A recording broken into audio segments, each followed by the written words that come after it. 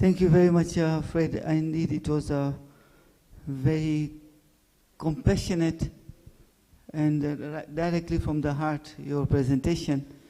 And actually, it is everything to do with men. The thing I read from one novel I read, which is called 1,000 Splendid Suns by Khalid Hussein. And there is a statement in that book which he has written, like the digit of the compass, which always points north, the accusing finger of the man always points to the woman. And you can see from your presentation that even raping was blamed to the woman. It's very unfortunate, and therefore that statement that the accusing finger of men always points to the woman, like the compass always points to the north, really applies in many such settings, unfortunately. I think we have finished the panel presentations, and I'm not going to start my presentation. So just to summarize quickly the three presentations so that you can start having a discussion.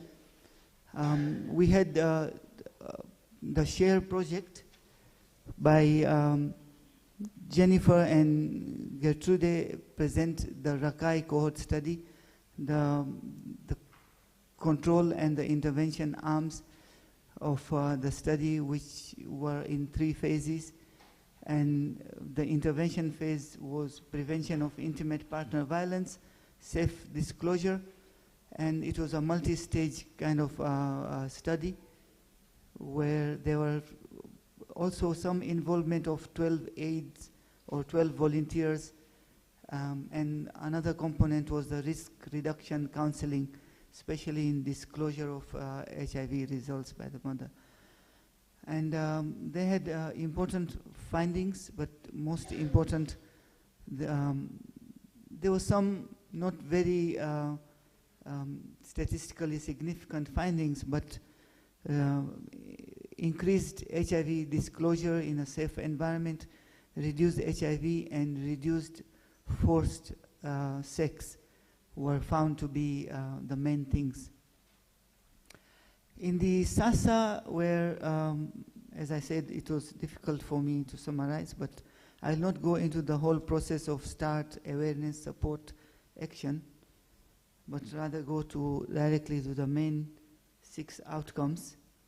There was a large effect on physical violence, despite that it was not statistically significant, and we learned why statistics cannot always be true. Because it was significant, 52% reduction. But if you do p-values and these values and confidence intervals in a cluster randomized trial, those are the drawbacks of such mathematical models rather than real human social models.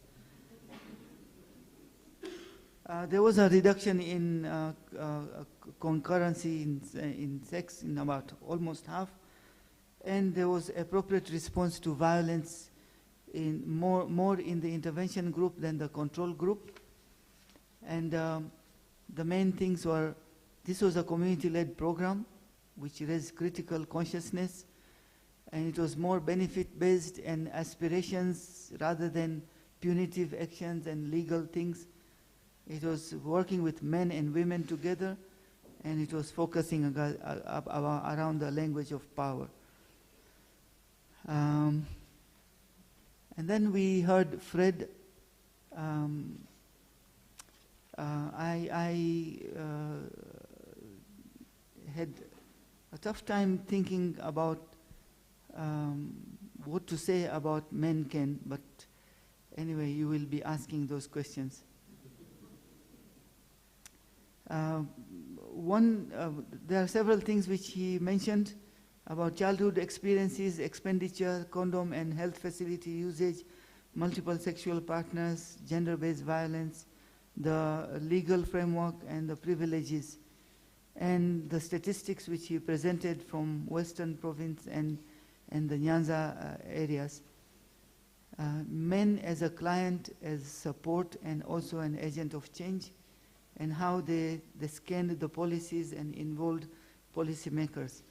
One important thing which he mentioned, and which over the dinner table, some of the participants in this group, we shared that thing, which Fred also mentioned, is engaging religion and the church, because most of the East Africans are very good attendees to the mosque and the church, and therefore it could be a very good forum for imbibing good parenting in both the genders. And therefore I echo this. My sister there from Tanzania was very much in favor of this, and I agree with it, that this is a very good method of getting into the community, because just like the World Cup, which I started smiling because it was in World Cup where one of our group actually raised funds for improving neonatal care in a unit, and we stood up with all the pamphlets about, and every one burger and every one soda which we were selling, we got an additional one burger and one soda equivalent money for the neonatal unit. So it is a very good forum. You get into where they really are interested. So it would be a nice thing to do in that setup. So without wasting more time, I would now open this these presentations for discussion. I would like to take questions from this side first, and then I will. Oh, okay. It's every time this side. So I've been prompted and winked that it should be this side this time. So may I please ask any questions from this side of the table? For the interest of time, because we are running a little short of time, I will take 5 questions here, they will answer, and then 5 questions here, and they'll answer again. So, members, be ready. Take your shorthand notes ready. Okay.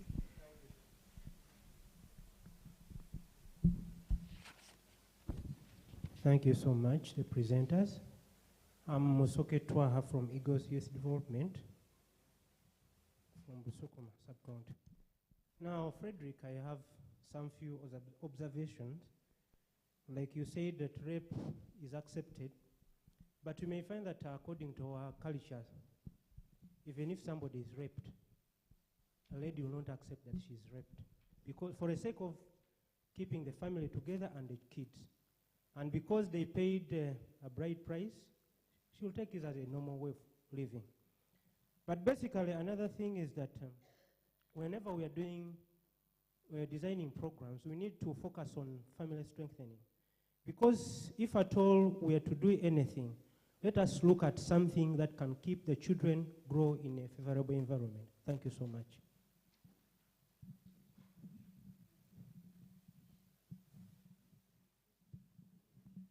Good morning. My name is Sharon Lamwaka. I work with survivors of SGBV. My question is directed at Frederick. Frederick, you spoke about, as one of the interventions, that you use referrals for services to survivors and perpetrators.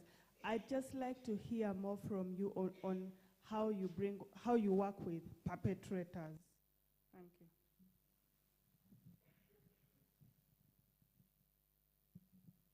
Thank you very much, Consolata Kavanessa from Makerere University. On male involvement, Frederick, I'm wondering how many males you've been able to reach and how you selected them, what ages, and are there any differences in the response in males? Are there any differences in socioeconomic status, or maybe differences in ethnicity? And you had 4% who acknowledged raping. What did you do about it? And probably here we can also be helped. When you get that, what do you do? Thank you. Thank you very much, our presenters. I'm Prudence Atkwase from Center for Women in Governance. My question goes to Frederick. I'm sorry he's answering so many questions, but I would like to know how fellow men who are not yet engaged feel about your people. Because my experience is that not all men appreciate that violence should happen to women, and some of them understand that it's a violation of their rights, but they fear to open up and support the initiatives because I understand Kenya is also a patriarchal community, and if you stand up for women's issues, how do they look at you? Do they say maybe there is something wrong with you people?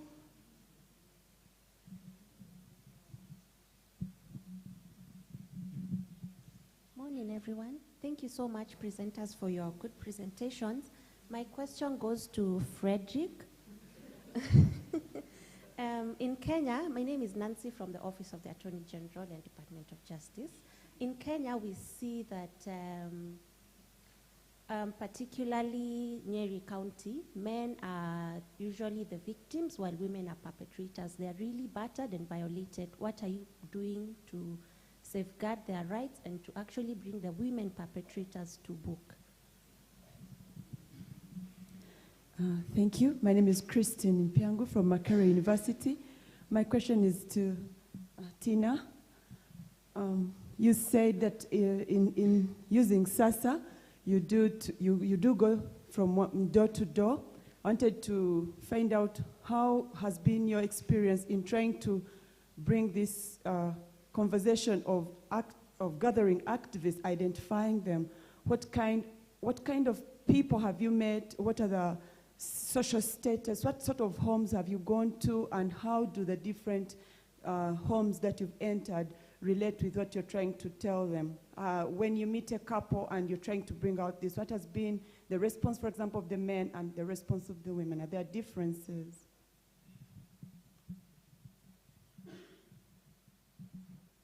Thank you very much.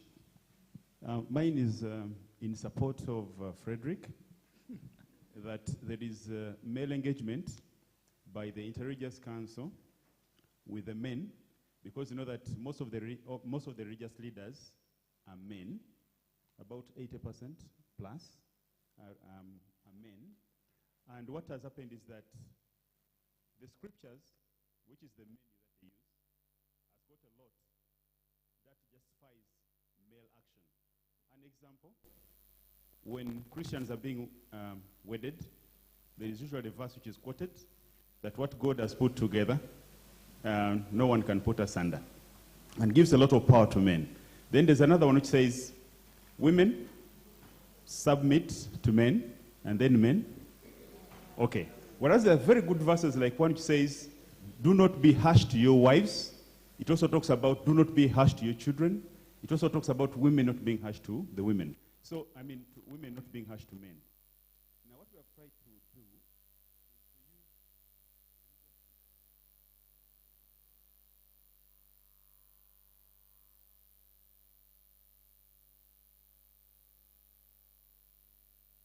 every week, you can't protest. So using that space is very important. The other is to use the scriptures, but using positive messages from within the scriptures to describe what you want, the change that you'd like to see. The other one is to talk about, the belief, the faith, that if a religious is speaking, people will believe in them. The other is also to use self-control. Most of the do-nots are about self-control. I'm not saying women require to break. Is it true? No, you have self-control. Even if you have, you have to control yourselves. So use self-control as one of them.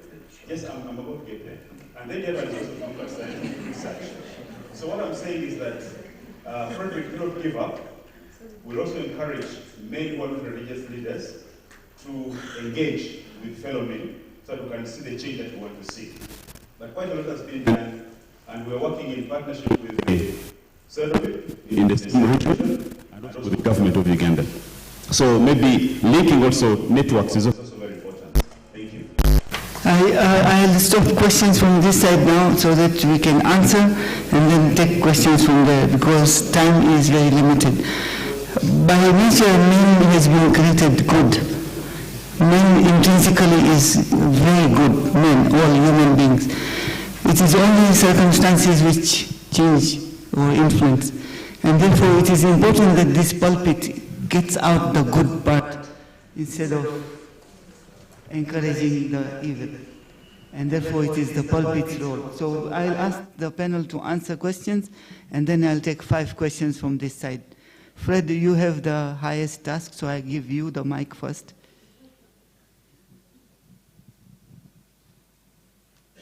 Yeah, thank you. Many questions, as was expected. Because when you are dealing with the community, we are the community.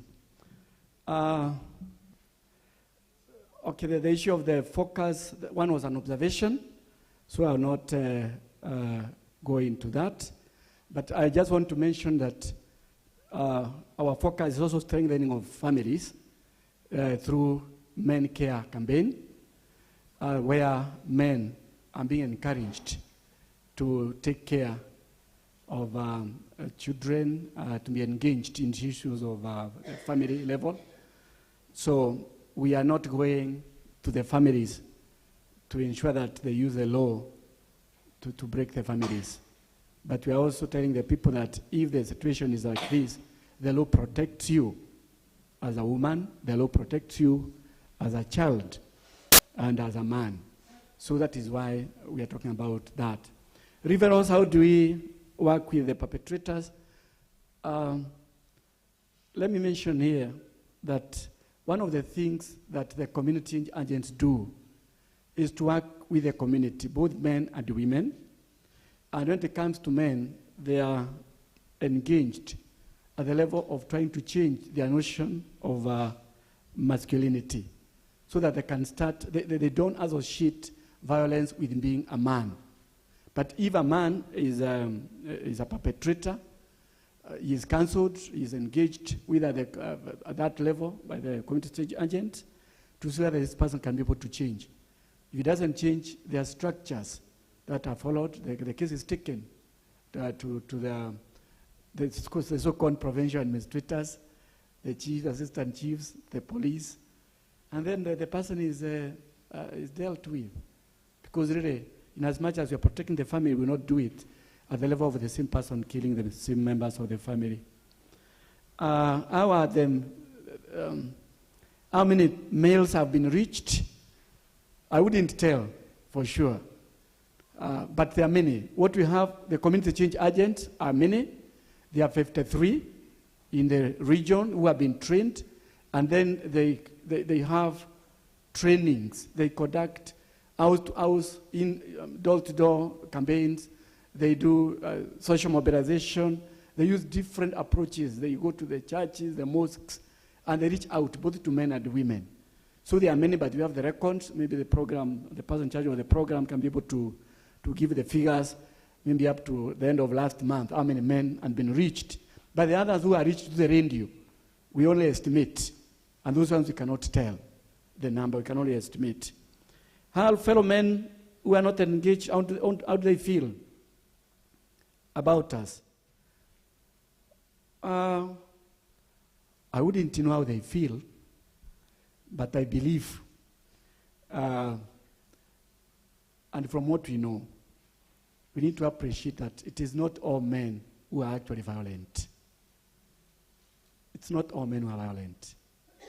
And very many men care about women who are important in their lives. Many men care about their wives. They care about their mothers, their daughters, their sisters, their friends. So these other men, really, I believe, of course, sometimes when they see us promoting issues of women, sometimes they think we are men, we are women, we are wearing trousers, that we would be better off wearing skirts. There couldn't be those type of aspects, but it's not a big issue because even them, they know that what they are doing is wrong. Sometimes they want to change, but they don't know how. So it's not really very strange. And what we are doing to safeguard the rights of men, let me mention here that violence is wrong, whether it is done by a man or a woman. The issue of the Nyeri issue, one region, Nyeri is one district in Kenya, which is reported that women are violent. I don't think that's the issue. One is a stereotype against the Nyeri women. Secondly, it is a question of women who are empowered and they are ready to say no to violence. So sometimes, and just finish up, the Kenya Demographic and Health Survey revealed that 97% of all the violence was perpetrated by men. Only 3% was perpetrated by women. So if there are 3% of women who are violent, that is really just a case of the media trying to blow the thing out of proportion. As the media people tell you, when a dog bites a man, that is not news. But if a man bites a dog, it becomes news.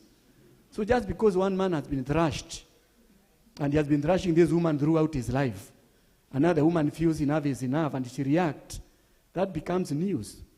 But that is a normal way of human being reacting. So it's not so much of that. So, I mean, is that the only thing I would say? Unless maybe the Catherine has something to say later, we can be able to do that, or she gets a chance. We have no time. We can engage later. I'm not running away from the questions. I am aware of the time, and the paper has been passed. We don't have time. Thank you. Thank you for your question. In that SASA activist kit, there's a little criteria that you can use to go identify people. But quickly, when we get to a community, the first point of entry are the local leaders within that particular community that we help understand what the program is all about. And then we ask them to help us identify some people who are available, willing, and of all ages who could be able to be part of this. Then when they identify them, we call them to a meeting and have like a selection meeting to help them understand what it is all about. And we call so many. If we want 50, we shall call 300. Then we source out that. And once we finally identified them, we train them and then also reach out to their, if he's a man, we also have the meeting with the wife. We do the couples meeting to help them understand what the work is about. And lastly, the way in which we reach out to community members, men, women, the message is about working together to create safer and healthier homes and better relationships. No one will turn that down, so they connect with it. Thank you. Just one statement. Sorry, I forgot to say that marital rape is not yet illegalized in Kenya. It is not. And even in the current bill, the Protection Against Domestic Violence bill, we had to remove the marital rape first so that it can get support from the male parliamentarians. Because if it was introduced, we would start fighting very early. It can be reintroduced slowly. So the issue of what we do when we get rape cases, it is just handled the way rape cases are handled, but not within the marriage. But other rape cases are handled by the police. All right, thank you, Fred. I am sure it is very, very engaging, the discussions. And over tea, you can continue engaging with Fred and others. I will take only 2 questions, unfortunately, because of time. So, Mama Anna there, and the next one there. Here, this one. Yeah, and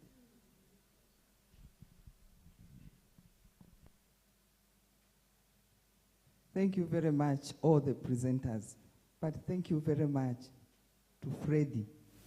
Why I'm saying thank you to him, because next year we are celebrating Beijing plus 20 years. And I would like to confess, as a senior government official, this is the first time I'm getting the really thrilling presentation showing that the Swahili saying says, kama kuna mchawi mpe mwana akulele. The Swahili ones understand what I'm saying. You can get the translation. now we are getting men to engage seriously. I think now Beijing plus 20 will have cases, and I'm sure if you will not be invited in Kenya, I will invite you from Tanzania. Thank you very much. But my question is, it was asked by a lady somewhere there, the issue of perception of men and women to what you are doing. Of course, we get jokes from media, but frankly speaking, how do you feel at family level? Because you meet fellow men outside, they talk the language of the norms and culture and traditions. You meet your family, which has been brought in the norms and traditions, like how do you balance the two? Then my second question goes to the whole panel. You know, IPV or GBV in general, we are talking about prevention and response. But I think we've done a lot with response. And now this panel is talking mainly on prevention. And prevention means attitudinal change. And the attitudinal change takes very long time. My question to Cher and Sasa, how do you maintain that sample to go on for a longer time to see the impact? Because you start with the sample, and I was looking at the temporal part, the time part. It's still not long enough, but longer enough. How do you maintain the sample size? Thank you.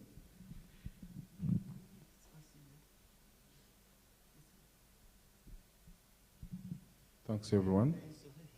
Coach Simon Peter is my name. I'm working with African Fraternity for Justice, Peace and Development. My question goes to SASA team. Have you liked your approach, and your activities are very good? But among the obstacles that you found along the way was the suspension due to political unrest. My question is, what have you done? What's the way forward?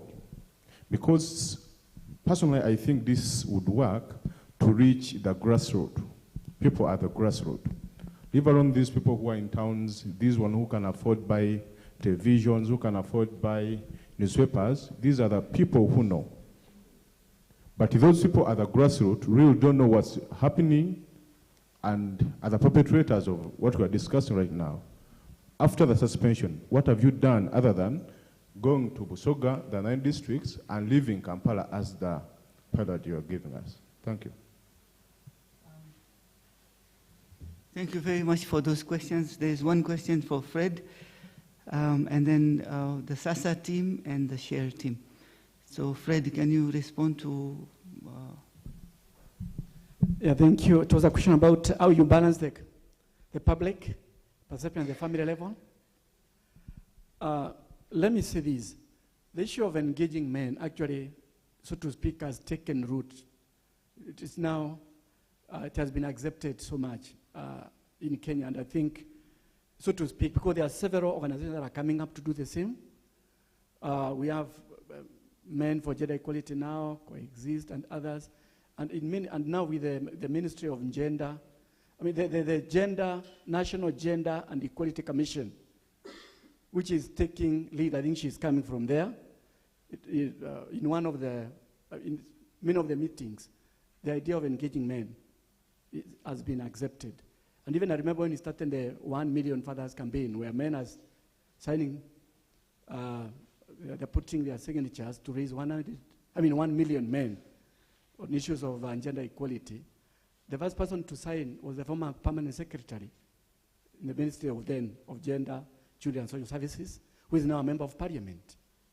And another very supportive person is like the Speaker of the Senate. So we have key people who are supporting these things.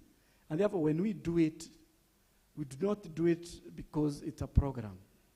It is when a person has been changed and it's coming from the bottom of your heart, it really does not matter what others think. And when we engage this, even in the radio, people keep on asking questions. And when you meet men at the personal level, believe you me, when you use the proper approaches, they have no issue. what men don't want is to be confronted by women. Otherwise, they will fight back. But if they are engaged, proper engagement, and they are made to question why they do the things that they do in the wrong way, they are able to come up with alternative ways of doing things. So it's a question of the approach. So it's not really a big challenge to us anymore. We don't mind when we are doing it because we do it publicly and we engage people publicly.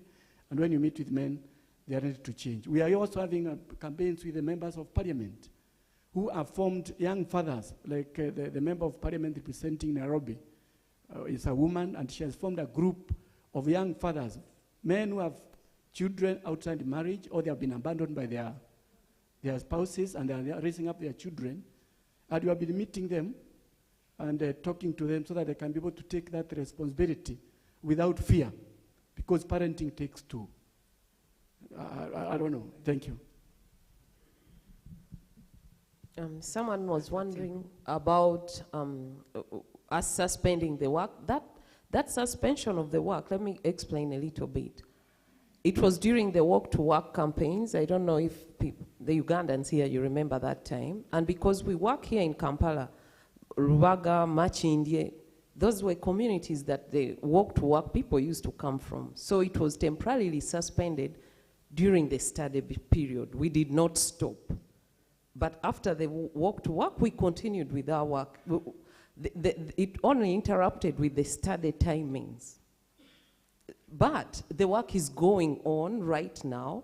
As Charlotte said, we finalized the work in the control community, intervention communities, and now we are in the former control communities. And a lot of it is still going on with various partners. We are directly implementing in Rubaga and Machindye division. We are closely working with the Catholic Church, in Busoga, and other people have adopted SASA in various ways. And we are still going on, and the whole question of how do we scale up is ongoing. We would really want to go as far as possible. And okay, so I think the other question was about how to sustain change, and how do you sustain change in a community, and it's a big question and a hard one. One of the things that we found is that when you stop at raising awareness, things stop.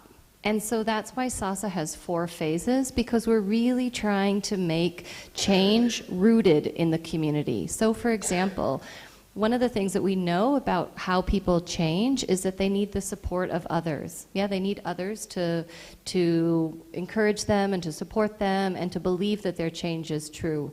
And so that's the whole support phase within SASA. And then the action phase is actually trying to help people make change, but then formalizing that change. Within the institutions, like the healthcare institutions or police, it's actually formalizing protocols at that level institutionally, so that once that person whose awareness was raised leaves, the whole idea doesn't leave. And it also happens at the community level. So for example, there's boda drivers in Kampala, there's the motorcycle taxis. Yeah, they're all over, and they're quite organized. When they're at a stage, they're organized as a group, they have a little constitution.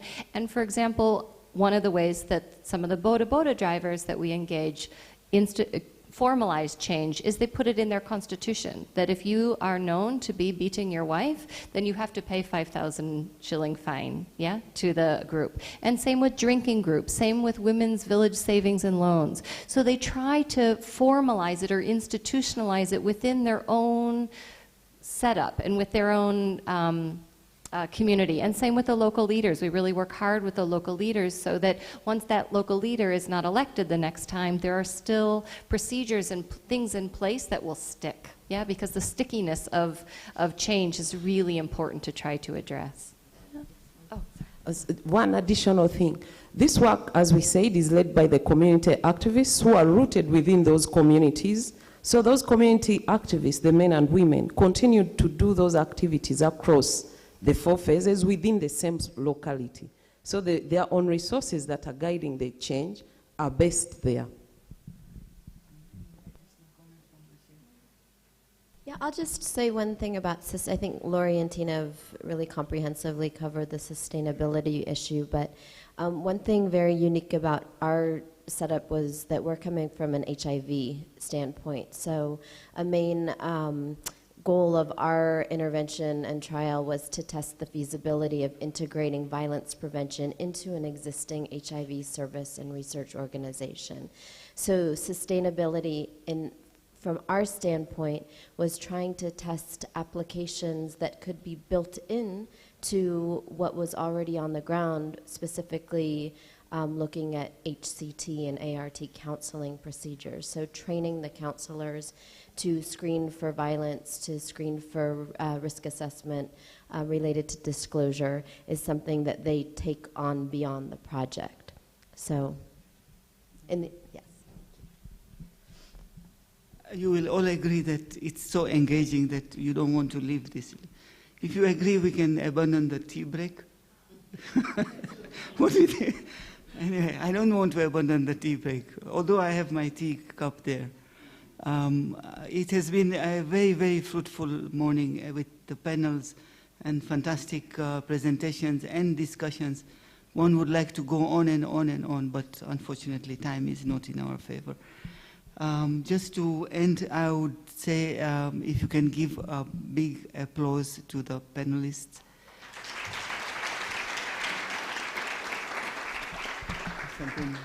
Thank you very much, all of you, for the attentive hearing and discussion. And sorry for those who didn't get chance to answer questions, but you can interact. We'll break for tea now for just 10 minutes, and we should be back here by 11:25, please, because we have eaten up some of the time.